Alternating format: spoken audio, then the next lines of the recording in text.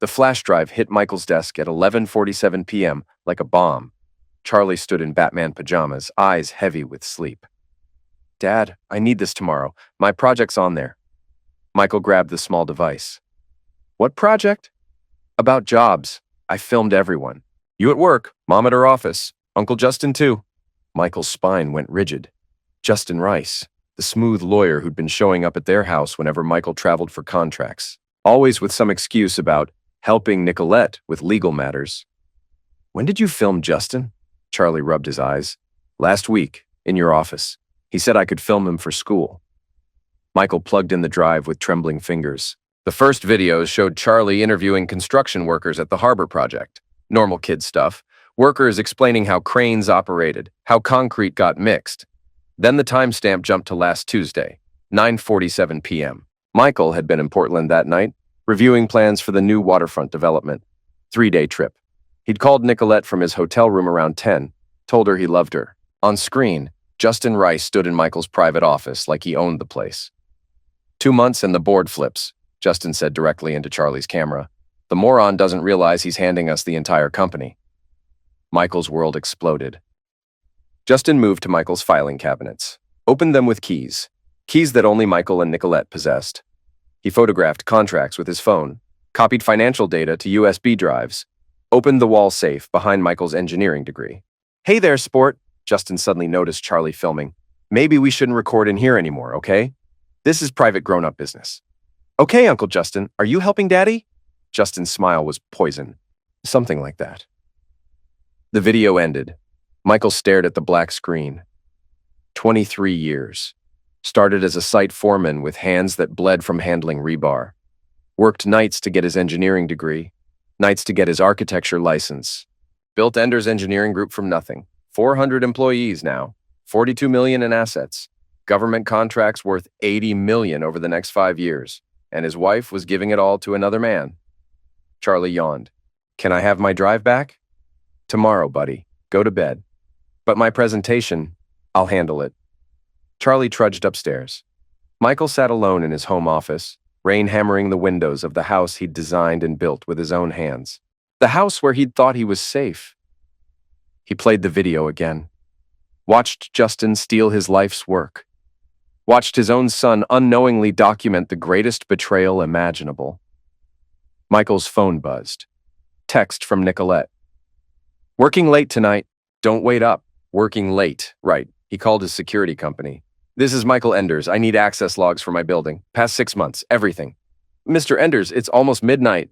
"I don't care. Send them now." The logs arrived in his email 10 minutes later. Michael opened the spreadsheet, scrolled through months of data. There. Justin Rice. Badge access 17 times in the past 3 months. Always when Michael was traveling. Always in the evening. September 15th, 8:23 p.m. Michael was in Tacoma that night. September 28th, 9:45 p.m. Michael was in Vancouver. October 8th, 10:12 p.m. Michael was in Spokane. Every single time, Justin had been alone in Michael's office while Michael was hundreds of miles away, trusting his wife to keep their home and business safe. Michael poured 3 fingers of bourbon. Then he made a call. Daniel Webb Law Offices. "I need to speak to Daniel. It's Michael Enders." "Mr. Enders, it's after midnight." "Put him on the phone. Now." 2 minutes later, Daniel's groggy voice came through the speaker. "Michael? What's wrong?" "I think my wife is planning to steal my company." Silence. Then, "Come to my office, 6 a.m. And Michael, don't say anything to Nicolette until we talk." Michael hung up. He sat in his chair until dawn, watching the rain streak down windows, planning his next moves like the engineer he was, calculating loads and stresses and failure points. By morning, he knew exactly what he had to do. Daniel Webb's office overlooked Elliott Bay. At 6 a.m., the harbor was already busy with cargo ships and ferries. Michael sat across from the attorney who'd handled his business contracts for 15 years. "Show me," Daniel said. Michael played Charlie's video on Daniel's laptop. Daniel's face darkened as he watched Justin rifle through Michael's office. "This is industrial espionage," Daniel said. "Corporate theft. But we need more evidence before we can move." "What kind of evidence?" "Documentation of what he's stealing. Proof of conspiracy. I know someone who can help." Elena Vasquez arrived 30 minutes later. Former FBI cybercrime specialist, now running her own corporate security firm. Dark hair, sharp eyes that missed nothing, handshake like a vice. I've seen this before, she said after watching the video. Corporate raiders targeting successful family businesses. They get close to the wife, convince her the husband is incompetent, then steal everything through legal manipulation. Michael felt sick. How long does it usually take? 6 months to 2 years, depends on how much assets are involved. Elena opened her laptop. I can install monitoring software on your home and office networks, track their communications. But I need your authorization to go deeper. What does that mean? Breaking into their systems. It's legally gray, but it's the only way to get ahead of them. Daniel leaned forward. Michael, if we're going to stop this, we need to know their complete plan. How they're planning to steal your assets, when they're planning to move, what legal strategy they'll use. Michael thought about Nicolette, the woman he'd married 12 years ago, the woman who'd stood beside him as he built his company from nothing, the woman who'd given birth to Charlie in the same hospital where Michael's father had gone. Do it, he said. Elena's fingers flew across her keyboard. I'm installing monitoring software now. We'll be able to track every email, every phone call, every document they access. She paused. But Michael, once we start this, there's no going back. You're going to learn things about your wife that will destroy your marriage forever. My marriage is already destroyed. I just didn't know it yet. Elena nodded. Okay, let's see how deep this goes. The monitoring software went live that afternoon. Within hours, they were intercepting communications between Nicolette and Justin, between Nicolette and her father, Craig Belmont, between Justin and offshore banking contacts in the Cayman Islands. Michael sat in Daniel's office that evening, reading transcripts of his wife's betrayal. Email from Nicolette to Justin, sent 3 hours ago. Michael suspects something. He was asking about your visits to the office. Justin's response?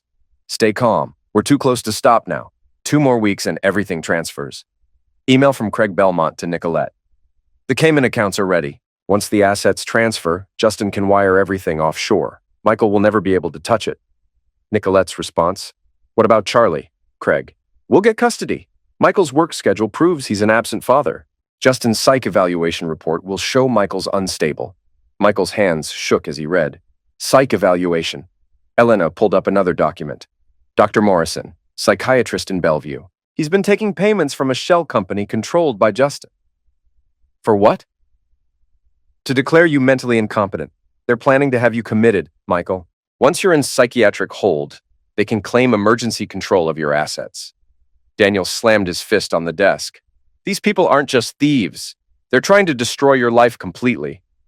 Michael stared out at the harbor lights, cargo ships moving through the darkness, carrying goods to distant ports. He'd built bridges for some of those ports, roads that connected cities, infrastructure that would last decades. But his marriage wouldn't last another week.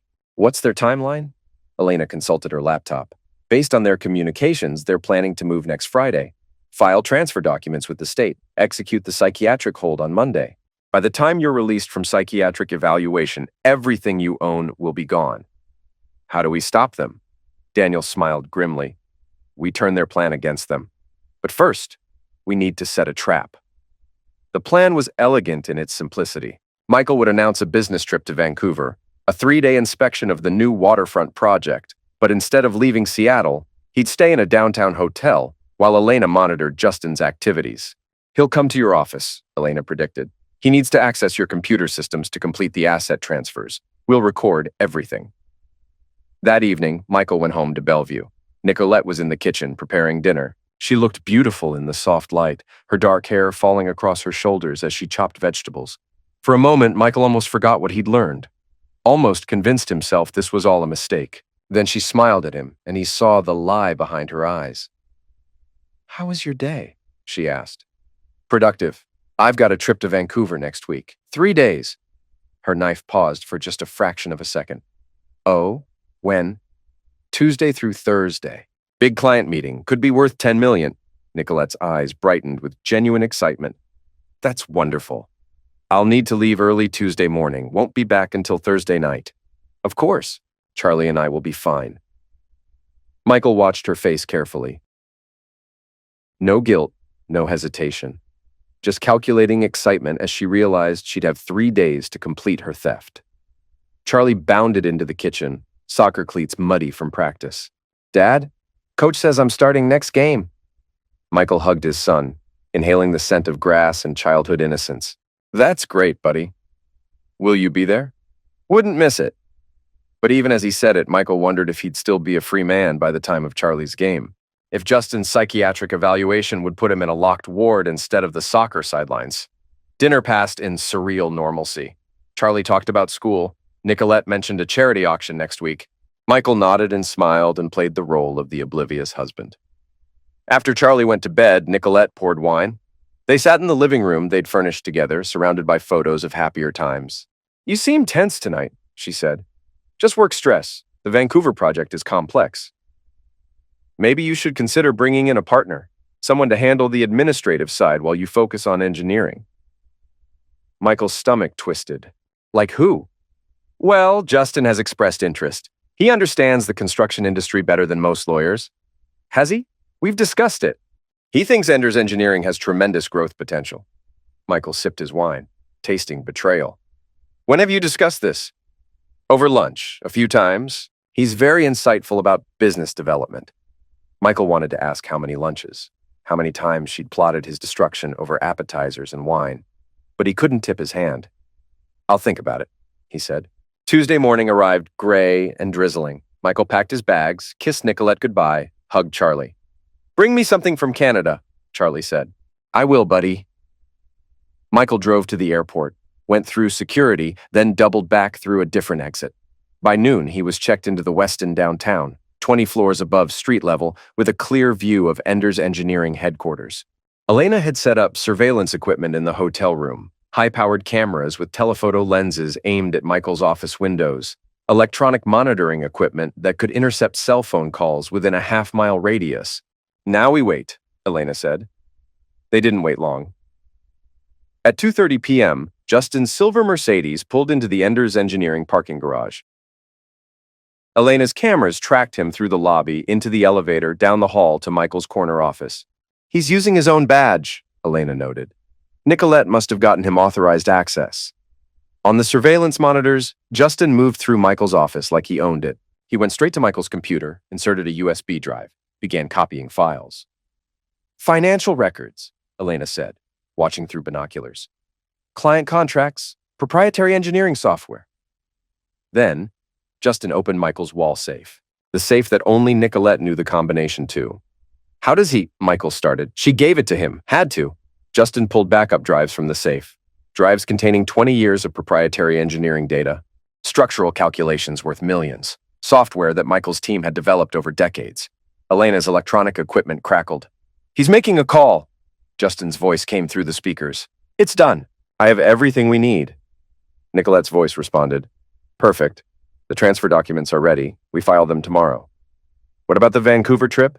Michael called from the airport. He's safely out of town. Michael's hands clenched into fists as he listened to his wife coordinate his destruction.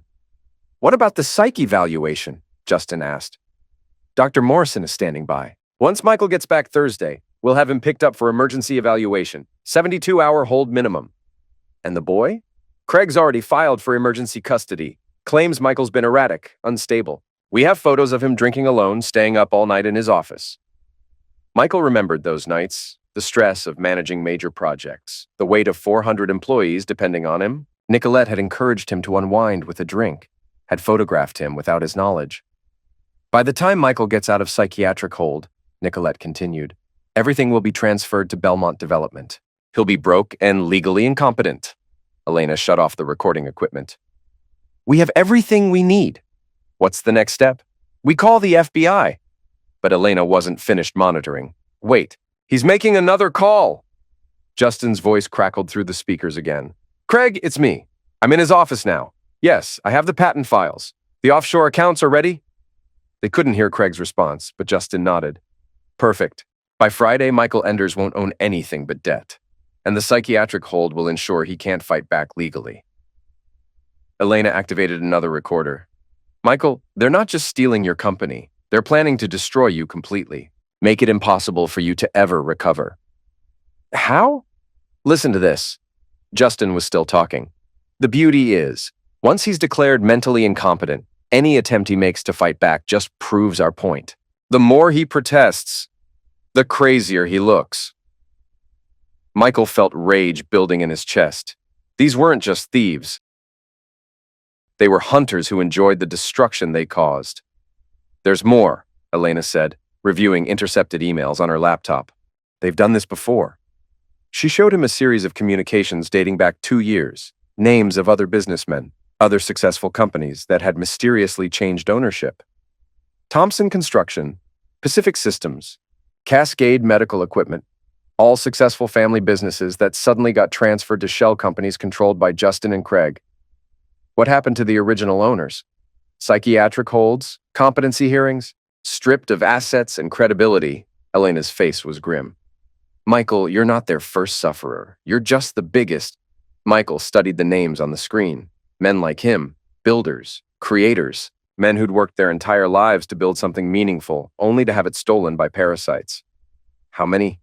At least 8 that we can identify, probably more. What happened to them? Most disappeared. A few tried to fight back through the courts. But without evidence of conspiracy, they just looked like bitter ex-husbands making wild accusations. Michael felt something cold settle in his stomach. And their families? Wives got custody. Kids got turned against their fathers. Complete destruction.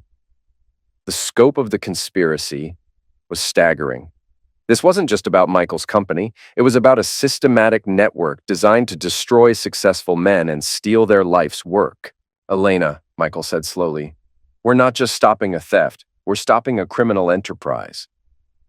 Special Agent Patricia Morrison arrived at the Westin within 2 hours. She was Elena's former partner at the Bureau, now heading the white-collar crime division in Seattle. This is bigger than we thought, she said after reviewing the evidence. Wire fraud, mail fraud, conspiracy, racketeering. If we can prove they've done this before, we're looking at RICO charges. Have they? Michael asked. Morrison consulted her laptop. Justin Rice has been involved in multiple cases, but this is the first time we have recordings of the actual conspiracy. Elena spread photographs across the hotel room desk. We've identified offshore accounts in the Cayman Islands, shell companies in Delaware, a network of financial instruments designed to hide stolen assets. Morrison studied the photos. This is organized crime masquerading as civil litigation. How sophisticated is their operation? Very, Elena said. They have corrupt psychiatrists on payroll, attorneys who specialize in emergency custody cases, private investigators who manufacture evidence, even judges who've been compromised. Michael felt his world tilting. Judges? Morrison nodded grimly. We've been investigating unusual patterns in family court decisions. Emergency custody orders that bypass normal procedures, competency hearings that ignore standard psychiatric protocols. How deep does this go? We're about to find out. Morrison made calls to assemble teams. We're coordinating raids on all their locations simultaneously, before they can destroy evidence or move money offshore. Within hours, FBI agents were positioning around multiple targets. Not just Justin's apartment and Nicolette's office, but the homes and businesses of a dozen co-conspirators across 3 states. Michael, Morrison said, when we move tomorrow, your life is going to change forever. Are you ready for that? Michael thought about Charlie, about the company he'd built, about the other men who'd lost everything to these hunters. I'm ready. Good, because once this starts, there's no going back. That night, Michael couldn't sleep. He stood at the hotel window, watching Seattle's lights stretch to the horizon. Somewhere out there, Nicolette was probably celebrating with Justin, thinking they'd won. They had no idea what was coming. At dawn, the raids began. Michael watched from Daniel's office as FBI agents surrounded his house in Bellevue. News trucks arrived within minutes, drawn by police scanners and the spectacle of a wealthy neighborhood under siege. Nicolette emerged in handcuffs at 6:47 a.m., still in her silk pajamas. Her face was pale with shock as agents led her to a waiting vehicle. She looked directly at the news cameras, and Michael saw the exact moment she realized her life was over. Charlie stood in the doorway, confused and frightened. Michael's heart shattered watching his son witness his mother's arrest. Michael's phone rang. Daddy, why are there police here? I'm coming home, buddy. Right now. But before he could leave, Elena burst into Daniel's office. Michael, you need to see this. She activated a live feed from the FBI command center, multiple raids happening simultaneously across the Pacific Northwest. Justin Rice's apartment in Bellevue. Agents found computers, financial records, and a wall covered with photographs of potential sufferers, successful businessmen and their families, target lists, Craig Belmont's penthouse downtown. Teams discovered offshore banking documents, forged legal papers, and communication equipment used to coordinate the conspiracy. Dr. Morrison's psychiatric practice. Files on dozens of men who'd been falsely diagnosed as mentally incompetent. Payment records from shell companies, evidence of systematic fraud spanning years. But that's not all, Elena said. Watch this. The feed switched to a luxury estate in Tacoma. FBI agents were arresting a woman in her 50s. Well-dressed, sophisticated. She looked like someone's grandmother. Who is that? Martha Kellerman. She runs the operation that recruits the wives. Recruits them? They target successful marriages that are already under stress. Approach the wives at social events, charity functions, country clubs. Offer support, friendship, then gradually introduce the idea that their husbands are holding them back. Michael felt sick. Nicolette was recruited? We think so. Look at this. Elena showed him financial records, payments to Nicolette dating back 18 months, not large amounts. Just enough to buy expensive clothes, spa treatments, weekend trips with girlfriends. They groomed her, Elena said. Made her feel entitled to more than what she had, then introduced Justin as the solution to her problems. The realization hit Michael like a physical blow. Nicolette hadn't just betrayed him. She'd been systematically corrupted by professionals who specialized in destroying marriages. How many wives? He asked. We're still counting, but at least 20 across Washington, Oregon, and Idaho. Michael thought about all those families, all those children who'd watched their mothers led away in handcuffs, all those men who'd lost everything because hunters had turned their wives against them. His phone rang again. Charlie. Daddy, I'm scared. I'll be right there. The drive to Bellevue felt endless. FBI vehicles lined his street, neighbors gathered on sidewalks, some pointing, some filming with their phones. Michael's private nightmare had become public entertainment. He found Charlie in his bedroom, still in Batman pajamas, sitting on his bed with tears streaming down his face. Did Mommy do something bad? Michael sat beside his son. How do you explain systematic betrayal to a 10-year-old? Mommy made some very serious mistakes. Will she come back? Not for a long time. Did I help catch her? With my video? Michael pulled Charlie close. You helped Daddy learn the truth, but this isn't your fault. None of this is your fault. They sat together while FBI agents searched the house, looking for documents, computers, anything that might contain evidence of the conspiracy. Agent Morrison found Michael in the kitchen an hour later. We arrested Justin at his apartment, Craig Belmont at his office, plus 6 other conspirators in coordinated raids. What did you find? Evidence of the largest marriage fraud conspiracy in FBI history. Financial records showing stolen assets worth over $200 million. Communication logs documenting systematic recruitment of wives and corruption of public officials. Michael poured coffee with shaking hands. What about Charlie? He'll need therapy, professional counseling to help him understand what happened. But Michael, your son is the hero in this story. Without his video, we never would have uncovered the network. Michael looked out at his backyard, the swing set he'd built for Charlie's 5th birthday. The garden Nicolette had planted their first spring in the house. Evidence of a life that had been built on lies. His phone buzzed constantly. News outlets wanting interviews, business partners asking questions, employees worried about their jobs. By noon, the story was on every local news station. Marriage fraud conspiracy targets successful businessmen. But the biggest shock came when Elena arrived with new information. Michael, we found something else. The conspiracy reaches into the court system. She showed him arrest warrants for 2 family court judges. Both had been taking payments to fast-track custody cases and competency hearings. Judge Williams, who would have handled your psychiatric evaluation. Judge Patterson, who's been rubber-stamping emergency custody orders for the past 3 years. Michael felt the scope of the corruption expanding. How many cases were fixed? We're reviewing hundreds of family court decisions, emergency custody orders that bypassed normal procedures, competency hearings where men lost everything based on questionable psychiatric evaluations. And all those men, we're tracking them down. Some moved away in shame. Some took their own lives. Some are still fighting legal battles they can't win because the system was rigged against them. Michael thought about those broken men. fathers separated from their children, creators stripped of their life's work. Also, parasites like Justin Rice could get rich. Elena, we're not just sufferers. We're witnesses to systematic organized crime. Exactly. And now we're going to destroy it.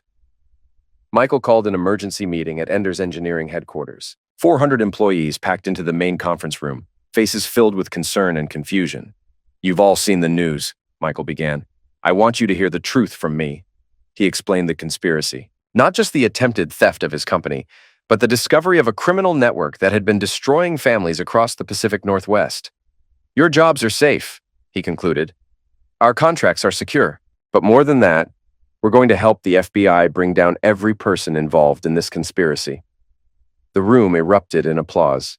His employees weren't just relieved, they were angry, ready to fight. After the meeting, Elena pulled Michael aside. There's something else you need to know. What? We intercepted communications between Justin and contacts in other states. This isn't just a Pacific Northwest operation. Heat filled Michael's chest. How big is it? National. Maybe international. We've identified similar patterns in California, Texas, Florida, and New York. The scope was staggering. A nationwide network of marriage hunters, systematically destroying successful families and stealing their wealth. Elena, how many men have lost everything to these people? Hundreds, maybe thousands.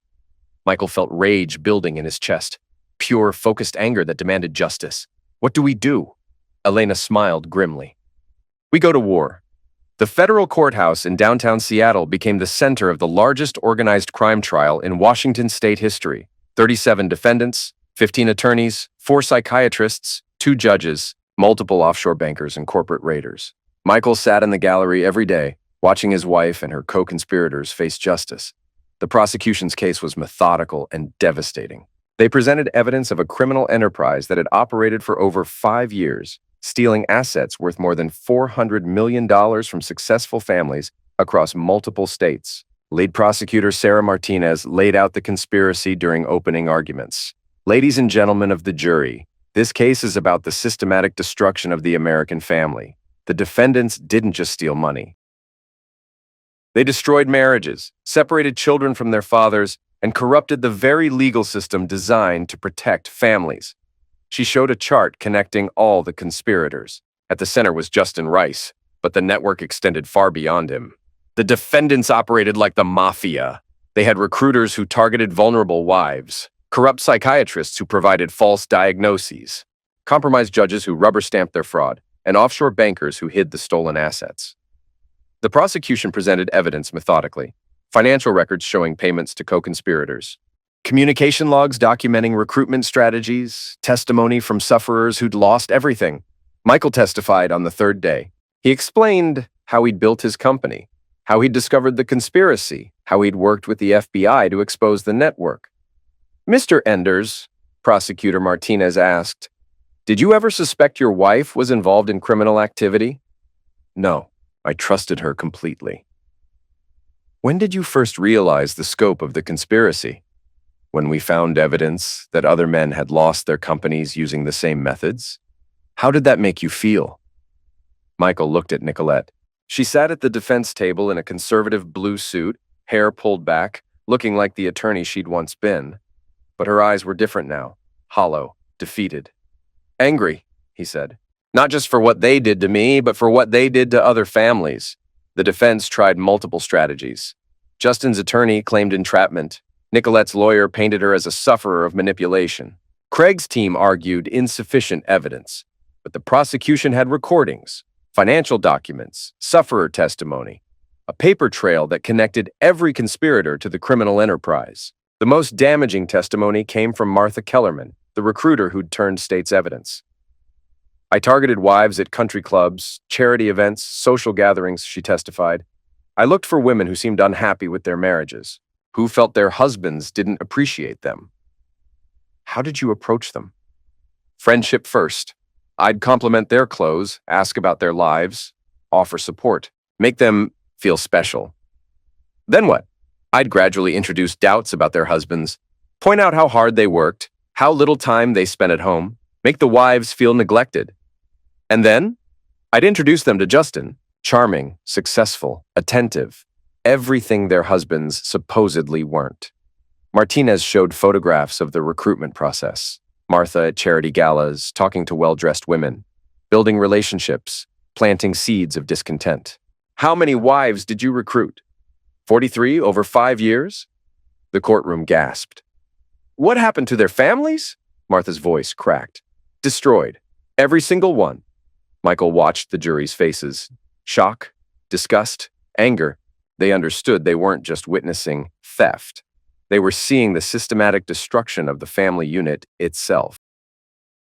Dr. Morrison's testimony was equally damaging. The corrupt psychiatrist had provided false diagnoses for dozens of men, declaring them mentally incompetent based on manufactured evidence. How much were you paid for each false diagnosis? The prosecutor asked. $50,000. How many false diagnoses did you provide? 87. The math was staggering. Over $4 million in payments to just one corrupt psychiatrist. But the most shocking testimony came from Judge Williams, who'd been cooperating with prosecutors since his arrest. I was paid to fast-track custody cases, he admitted. Emergency orders that bypassed normal procedures. Competency hearings that ignored standard protocols. How much were you paid? $200,000 per case. How many cases? 34. Nearly $7 million in payments to corrupt the family court system. Elena testified about the technical aspects of the conspiracy, the sophisticated financial networks, the communication systems, the international scope of the operation. This wasn't amateur crime, she concluded.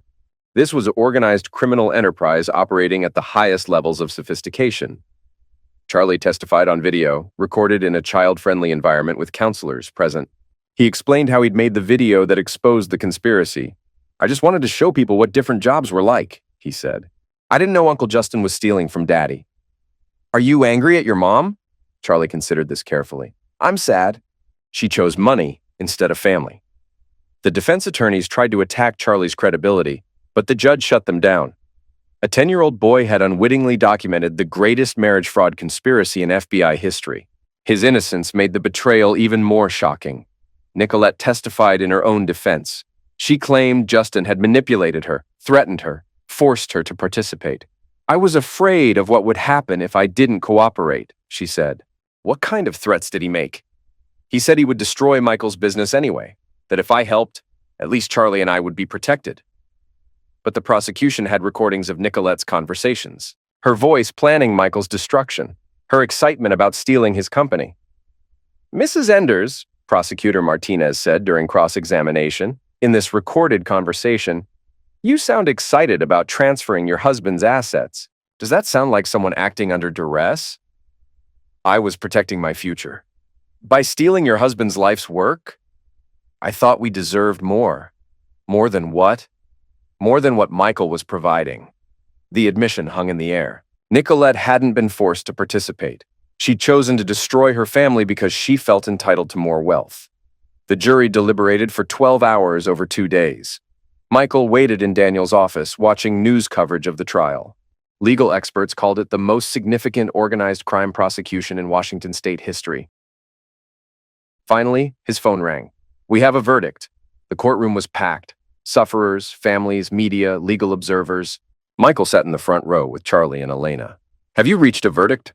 Judge Thompson asked. We have, Your Honor. On the charge of conspiracy to commit wire fraud, how do you find guilty? On the charge of racketeering, guilty. On the charge of money laundering, guilty. Guilty verdicts across the board for all 37 defendants. Justin Rice, 25 years federal prison, complete forfeiture of assets. Craig Belmont, 18 years federal prison, forfeiture of all assets involved in the conspiracy. Nicolette Enders, 15 years federal prison, loss of law license, supervised release for 10 years. Dr. Morrison, 20 years federal prison, loss of medical license. Judge Williams, 12 years federal prison, loss of judicial pension. Martha Kellerman, 10 years federal prison, cooperation agreement for reduced sentence. Michael felt no satisfaction watching the sentences. Justice wasn't about revenge, it was about prevention. But he did feel relief. The network that had destroyed so many families was finally broken. After the sentencing, Agent Morrison approached Michael. We couldn't have done this without you. What happens now? We're working with prosecutors in other states, using your case as a model to investigate similar conspiracies. This network was national, Michael. What you exposed here is going to help us save families across the country. Michael looked at Charlie, who was talking to Elena about the engineering principles behind the courthouse's architecture. His son was going to be okay, scarred by what he'd witnessed, but not broken. Agent Morrison, how many other men are out there? Men who lost everything to these conspiracies but never got justice? We're finding them. Using the financial records seized from the defendants, we're tracking down sufferers from coast to coast. Some of them will get their assets back.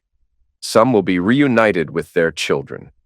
Michael thought about those broken fathers, men who'd given up hope, men who'd been destroyed by systematic betrayal and had no way to fight back. I want to help them. How? Michael looked at Elena. We're going to make sure this never happens again. 1 year after the trials, Enders Vasquez Corporate Solutions occupied an entire floor of the Columbia Tower. What had started as Michael's quest for justice had grown into a nationwide operation dedicated to exposing marriage fraud conspiracies. We have 43 active cases, Elena reported during their weekly briefing, spanning 16 states. The patterns are identical to what we found here. Michael studied the case files spread across the conference table. Software executives in California, oil executives in Texas, medical device manufacturers in Florida, all successful family men targeted by sophisticated criminal networks. What's our success rate? 97%. We've prevented asset theft worth over $2 billion, saved 68 families from destruction. Charlie, now 13, sat at the table working on homework while his father and Elena planned their operations. Prison visits with Nicolette had stopped completely. Charlie's choice. Dad, there's something I don't understand, Charlie said, looking up from his math textbook. What's that? Why do people try to steal instead of building their own things? Michael considered the question. Because stealing is easier than creating, but it's also empty. When you steal something, you can never really own it. Like Mom stole our family? The question hit Michael like a physical blow. Yeah, buddy, like that. Charlie nodded and returned to his homework. At 13, he'd developed a philosophical understanding of human nature that most adults never achieved. Michael's phone rang. New client. Tech executive in Austin whose wife was exhibiting suspicious behavior. Late-night phone calls, unexplained absences, sudden interest in their financial accounts. Set up the monitoring, Michael told Elena. Full surveillance package. Already in progress. I've identified the attorney she's been meeting with. Same pattern as the Seattle network. How is that possible? We destroyed the network. Elena pulled up a map of the United States. Red dots marked confirmed fraud cases. Yellow dots marked suspected cases. Blue dots marked cases they'd successfully prevented. Hydra, she said. Cut off one head, 2 more appear. The Seattle network was just one branch of a national operation. Michael stared at the map. Hundreds of dots, hundreds of families under attack by marriage hunters. Elena, we're not just fighting individual cases. We're fighting a systematic attack on the American family. Exactly, and we're winning. Their success had attracted attention from federal law enforcement. Agent Morrison called weekly for updates. The FBI was using their investigative methods to build cases across the country. But it had also attracted attention from the criminals. Michael's home security system detected the intrusion at 2:17 a.m. Motion sensors triggered throughout the property. Cameras showed 3 figures in dark clothing approaching the house. Michael grabbed his phone and the emergency panic button Elena had installed. Charlie, get in the safe room. Now. Dad, what's happening? Just go, lock the door, don't come out until I tell you.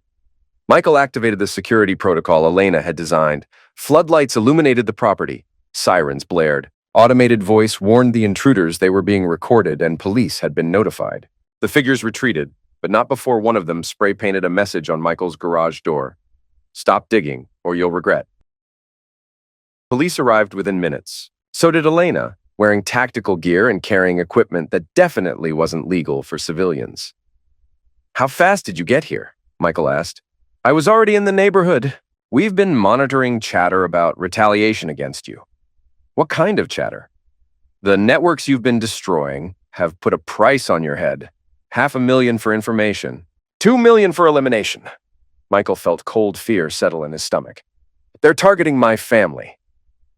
Which is why we're moving you to a secure location tonight. Elena had prepared for this possibility. Safe house in the mountains. Security team. New identities if necessary. But Michael refused to run. No, I'm not hiding from these parasites. If they want a war, they can have one. Michael, they're not just thieves anymore. They're organized criminals with resources and connections. They've corrupted judges, police, politicians. Then we expose them all. Elena stared at him. Do you understand what you're saying? If we go after the entire network, we're taking on billions of dollars in criminal enterprise. People have disappeared for less. Michael thought about Charlie, about the other children who'd watched their fathers destroyed by systematic betrayal, about the families still under attack by marriage hunters. Elena, what we're fighting isn't just crime. It's evil, pure, calculated evil that destroys everything good in society. If we don't stop it, who will?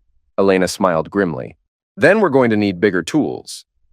3 months later, Michael and Elena sat in a secure conference room beneath FBI headquarters in Quantico. Around the table were agents from every major field office, prosecutors from the Department of Justice, and intelligence analysts from multiple agencies. The evidence you've provided has helped us map the largest marriage fraud conspiracy in American history, Agent Morrison announced. What we thought was isolated to the Pacific Northwest is actually a sophisticated criminal enterprise operating in 43 states. She activated a wall-mounted display showing a network diagram. Hundreds of names connected by lines representing communication, financial transfers, and operational relationships. At the center of the network is a man named Victor Torino, former Wall Street attorney who disappeared after a SEC investigation 8 years ago. He's been organizing marriage fraud operations from a compound in the Bahamas. Michael studied the diagram. How big is the operation? Conservative estimate? They've stolen over $8 billion from American families over the past decade. The number was staggering, enough to fund small countries. How many families destroyed? Morrison consulted her files. At least 2,000 confirmed cases, probably double that number we haven't identified yet. Elena leaned forward. What's the operational structure? Regional networks organized like franchises. Each region has recruiters who target wives, attorneys who handle legal manipulation, psychiatrists who provide false diagnoses, and judges who fast-track fraudulent court orders. And the profits? Funneled through offshore accounts, shell, companies, and cryptocurrency exchanges. Then redistributed to network operators based on performance metrics. Michael felt sick. They're treating family destruction like a business because it is a business. A very profitable one. The FBI had been building their case for months, using evidence from Michael's investigation. Wiretaps, financial surveillance, international cooperation with banking authorities. We're ready to move, Morrison announced. Coordinated raids across the country, but we need your help. How?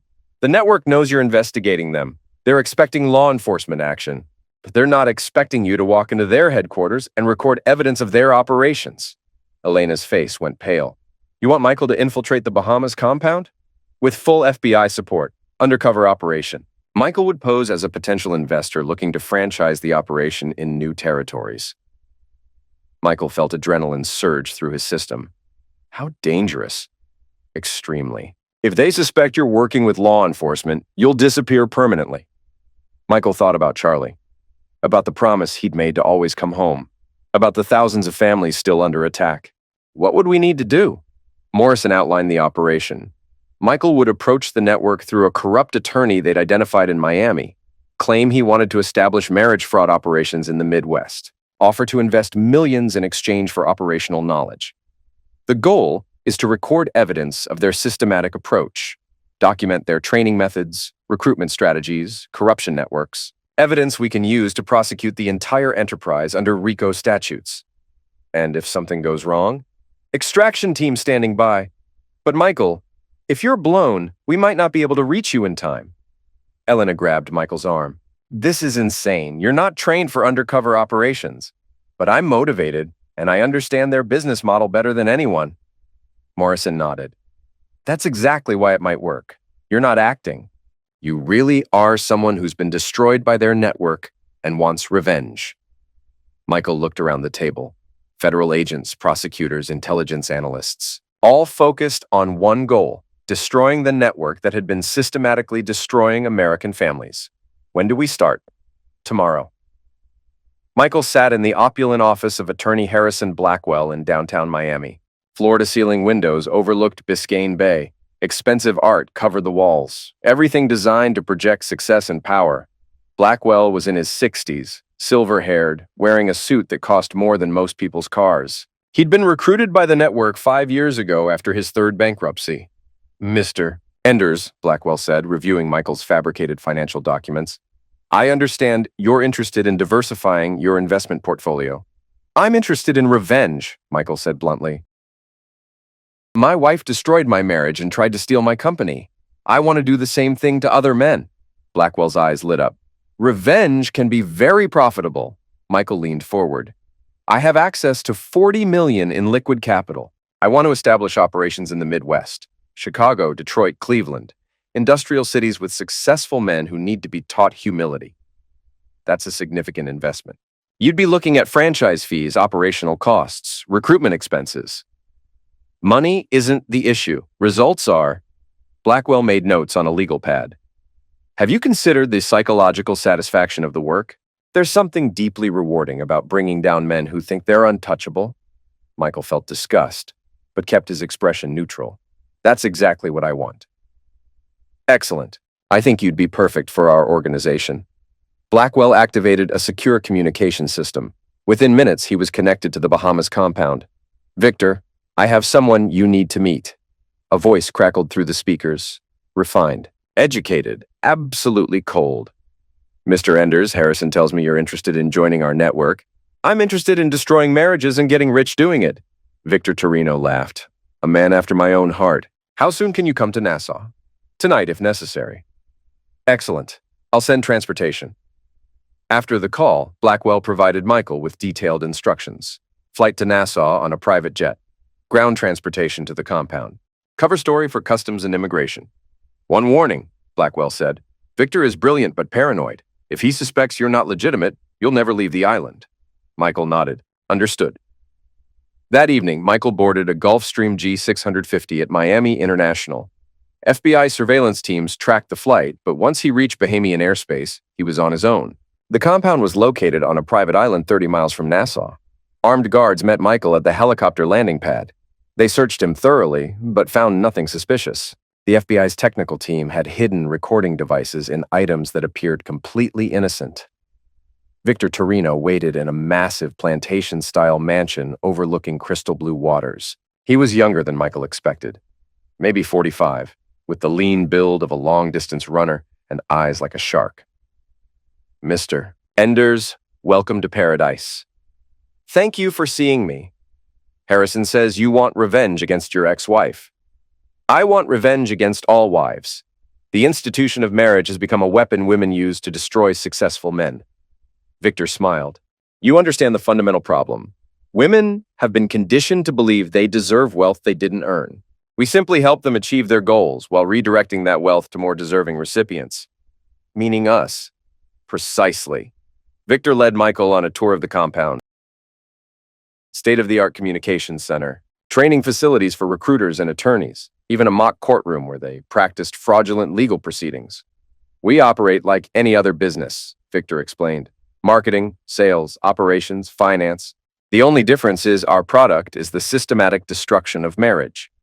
In the communication center, Michael saw the scope of the operation, monitors showing active cases across the United States, financial dashboards tracking stolen assets in real time, performance metrics for regional operators.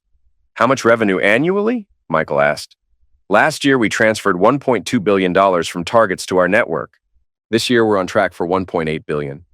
The numbers were staggering. Industrial-scale theft disguised as civil litigation. What's your profit margin? 60% after operational costs and payoffs to judges and psychiatrists. Victor showed Michael recruitment training videos. Professional quality productions teaching women how to identify successful targets, build emotional connections, and gradually introduce the idea of divorce and asset seizure. We call it emotional warfare, Victor explained.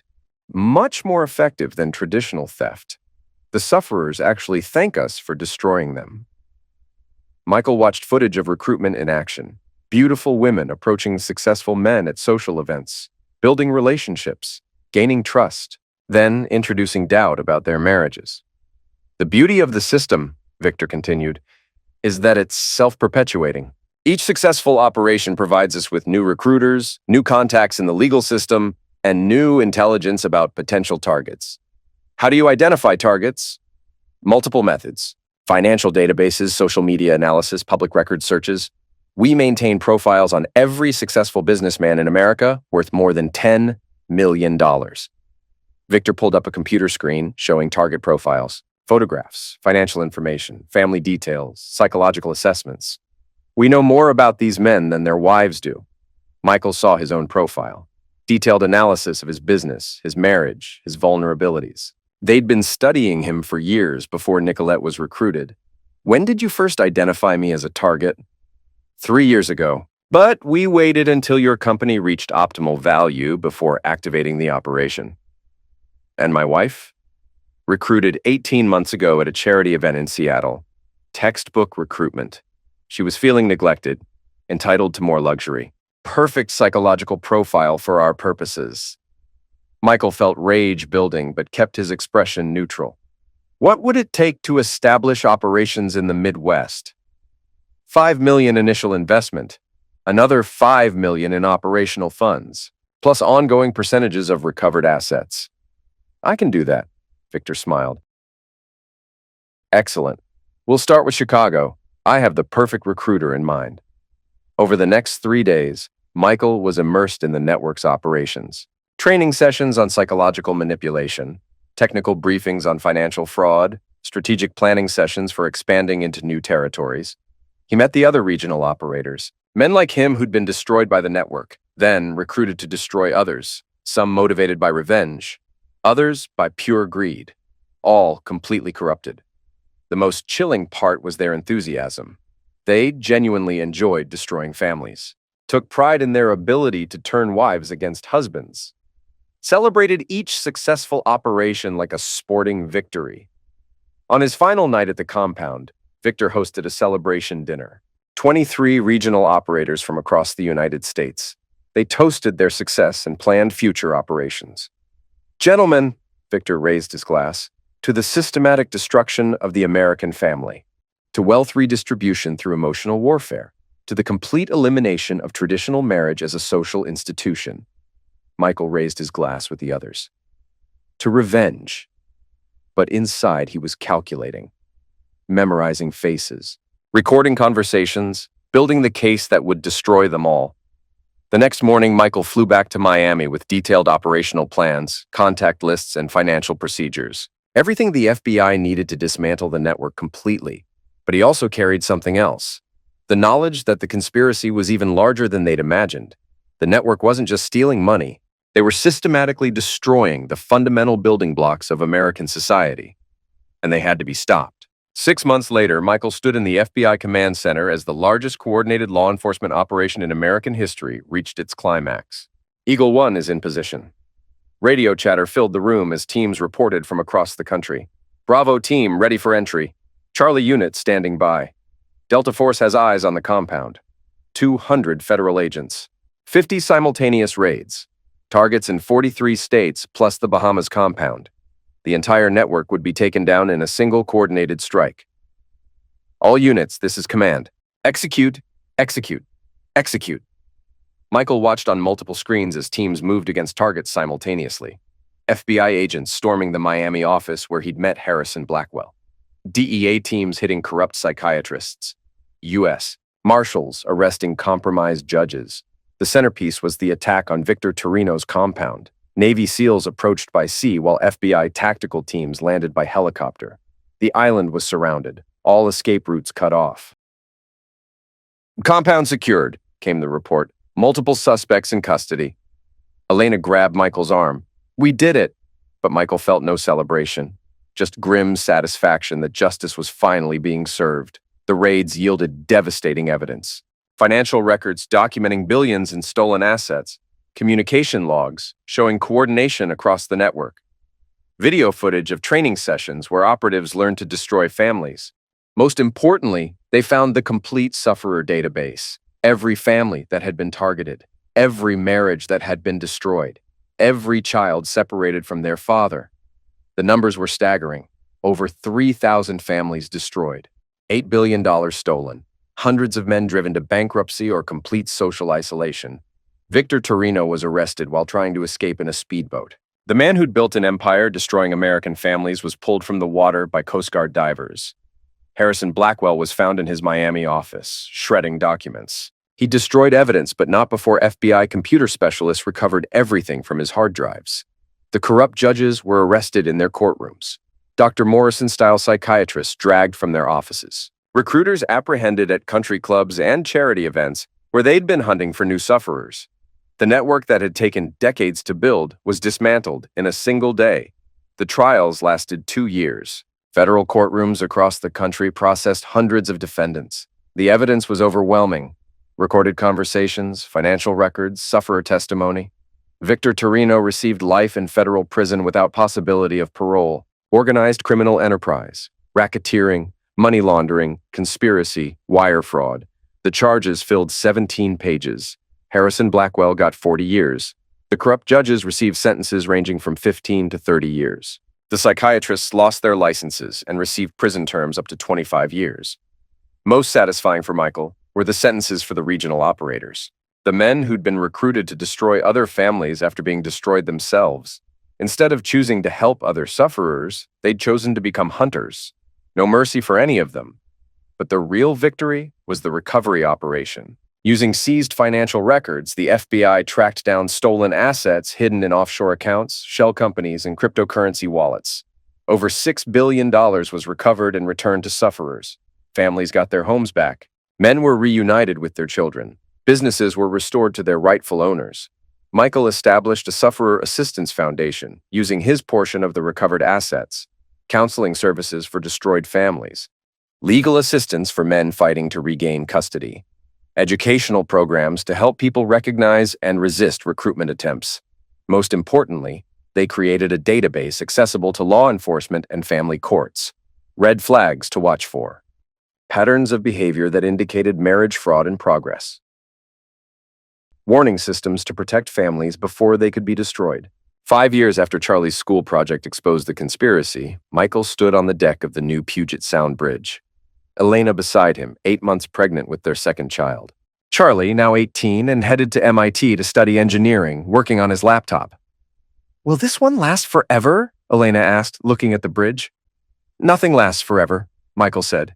"But if we build it right, it'll outlast all of us." His phone buzzed. Text from Agent Morrison. "New case, tech executive in Austin thinks his wife is being recruited. Same patterns." Michael deleted the message. "Elena, we're never going to completely stop this. There will always be hunters targeting successful families, but we can make it harder, make the cost higher than the profit." Charlie looked up from his laptop. "Dad, I've been thinking about my college thesis project." "What about it?" "I want to build an AI system that can identify marriage fraud conspiracies before they succeed. Pattern recognition, financial analysis, behavioral prediction." Michael smiled at his son. At 18, Charlie understood something most adults never learned. The best defense against evil was preparation and vigilance.